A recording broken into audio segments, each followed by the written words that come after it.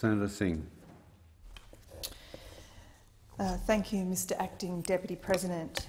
And I rise in support of this bill, and I'd like to outline at the outset that I also am a supporter of dying with dignity legislation. I very much support the democratic principle that people living in the territories should have the same access to people living in the states to parliamentary debate and votes on voluntary assisted dying legislation. And I say that because at its heart this bill is about the rights of all Australians, not just those living in the states, all Australians to determine the laws which they are governed by. I believe that it's a fundamental tenet of our democracy that it is undermined when citizens of the same country have differing capacities to participate in political decision-making on the basis of where they live. In this country, the states are generally responsible for laws on euthanasia. The Commonwealth has no constitutional authority to legislate in relation to euthanasia other than in the territories. But under the Euthanasia Laws Act 1997, Commonwealth, citizens of the Australian Capital Territory and Northern Territory are denied the right to debate and enact policies which would authorise voluntary euthanasia. And we all know that came about when, in 1995, the Northern Territory legalised voluntary euthanasia, albeit for just 8 months, before the Commonwealth Parliament passed what was known as Kevin Andrews' bill, which prevented the ACT and the Northern Territory from legislating on euthanasia. Hence the bill that we have here in front of us in the Senate today, which repeals that legislation. However, I think it is important to note that this bill does not seek to legalise euthanasia in those territories. The legislative assemblies of a territory would still have to legislate to permit euthanasia, and they may, of course, never utilise that capacity. But I think on that point, regardless of our own personal views in this place, and I do recognise it is a conscience vote, I think that we really must acknowledge that this is an issue on which state and federal parliaments are seen to be lagging behind community sentiment. There's been polling that suggests that some 75% of Australians believe terminally ill patients should be able to legally end their own lives with medical assistance. That shows that a national conversation should not take place while there are jurisdictions that are deprived of the deliberative power to address this issue. If I look at the Parliament of my own home state of Tasmania, for example, Tasmania has had 3 bills seeking to legalise voluntary euthanasia in the last 10 years. One of them was in 2009, which I had the opportunity to participate in that particular bill when I was in the state parliament. I think after that there was one in 2013 which came very closely, bar one vote, to being successful, and then another in 2016. And I understand that currently there is a discussion within the Tasmanian Parliament for there to be another bill presented before too long. And I'm looking forward to that because I think there is a real possibility that a Tasmanian piece of legislation could indeed get up. And if we look at other states, Western Australia has just had an inquiry and they're just about to report. Victoria, of course, has successfully passed euthanasia laws, and I think in 18 months it will be implemented. New South Wales has had a bill recently that was only defeated by 1 vote.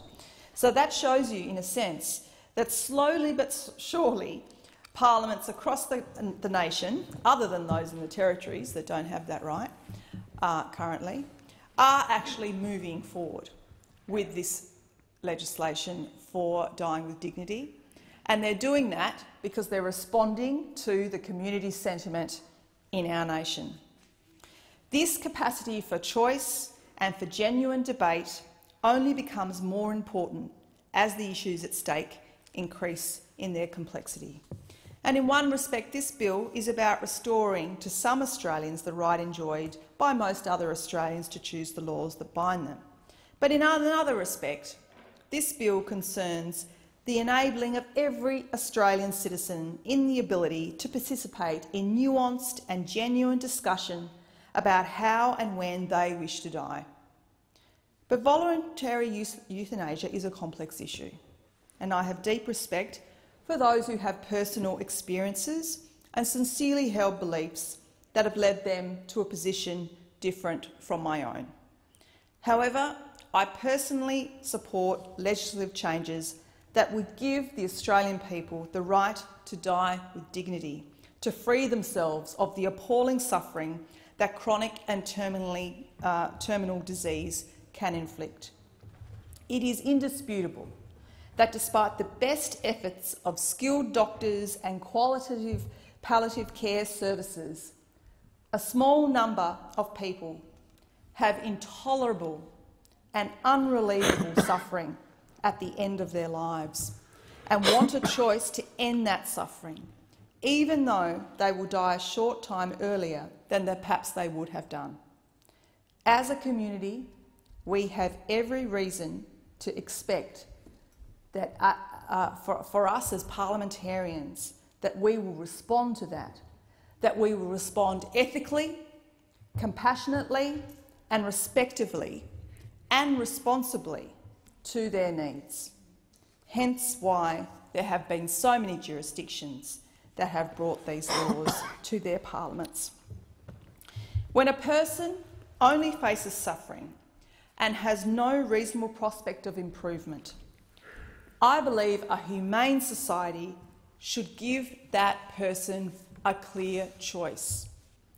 A choice to continue life with the support of well-resourced palliative care, or to receive the help of a physician to voluntarily end their suffering with dignity and humanity. Either choice must be genuine, made without external pressure or coercion, and subject, of course, to strict safeguards to ensure it's not abused. But I say to those senators in this place who are against voluntary assisted dying, I too value human life, and it's because of that that I have come to my position to support someone's right to end their life who is suffering an unbearable, intolerable suffering and disease. And my view has been formed by the experiences of individuals from across Tasmania and Australia who have shared their stories with me, not least when I was a member in this place of the Legal and Constitutional Affairs Legislation Committee's inquiry into the 2014 Medical Services Dying with Dignity Bill. Listening to Peter Short during the inquiry was a compelling and illuminating experience. Peter testified while suffering from a terminal illness. He highlighted his priorities, saying goodbye on his own terms, in his own home with his family, at a time of his choosing. Peter valued life intensely, but was determined to make the case of every individual having a choice. And he said to me, I don't want to die, but I want to go out of what has been an incredible life, with an incredible family, on the best note I possibly can, and I want to die in that way. Both paths are dignified. What is undignified is not having a choice. He said that no one suffering unrelievable and intolerable pain should have to carry on living. And while doctors always try to ensure that death occurs with dignity and comfort, this outcome does not always occur, and sometimes it's impossible. That's why Peter felt that voluntary assisted dying was a compassionate and humane approach.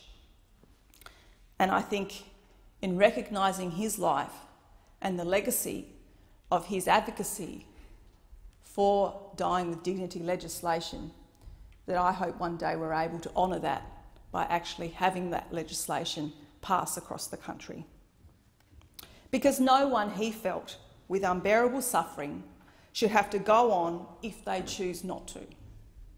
Peter believed that assisted dying legislation is possible in our country without being a threat to vulnerable people, and he wrote that nearly every day when he was alive on his blog.